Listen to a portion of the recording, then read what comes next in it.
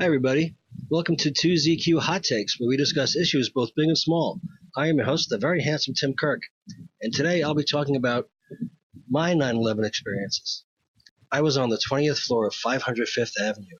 I was working in the NOC, or the Network Operations Center, of a digital video broadcasting company called Triumph Communications.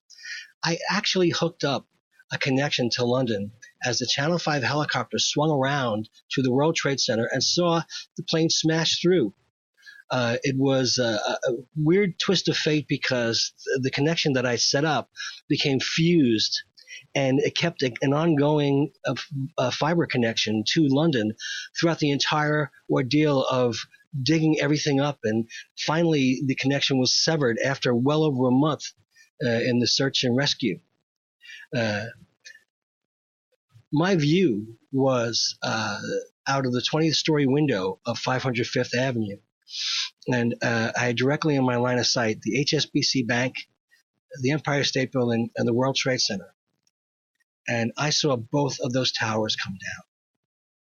I was also in a 60th floor building at 500 Fifth Avenue. That's 42nd Street. Management had determined that we were a distinct target because of the height of the building.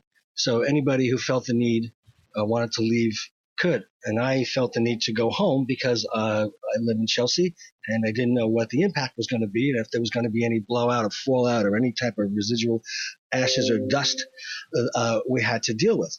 So I came home, only it was impossible to get anywhere using normal transportation. And the city had been locked down.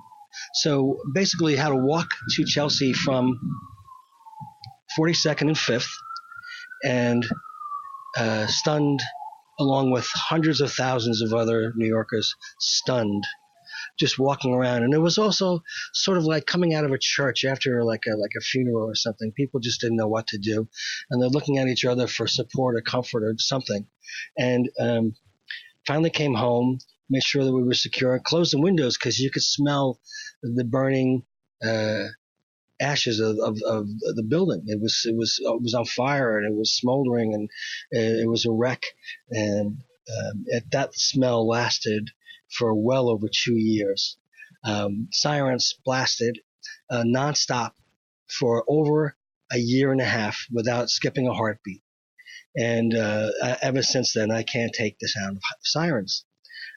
Also, one of the people I worked with had been living in Chinatown, and he ran to the site of the explosion, and he breathed in something bad, and he had respiratory issues for months and months and months afterwards. So this was a horrific experience, and I remember that night seeing the military come down 23rd Street because it's a main artery, and we were basically under martial law, and you couldn't come in or out of the city. And all the people who I knew who knew each other or on the streets just greeted each other, hugged each other, and stared, not knowing what to do or think. So this was an extraordinary experience. And the thing that I don't like is people who haven't had anything to do with it, who try to co-opt the experience, the tragedy, the loss, the shock, the impact that it had on everybody who was here, everybody who did live through this. And if you weren't here, you didn't live through it, you don't have any right acting like you were there. And I know so many people, or I've met so many people who acted like they were actually killed during 9/11. You weren't impacted. You didn't have anything other than the psychic impact of what happened to everybody.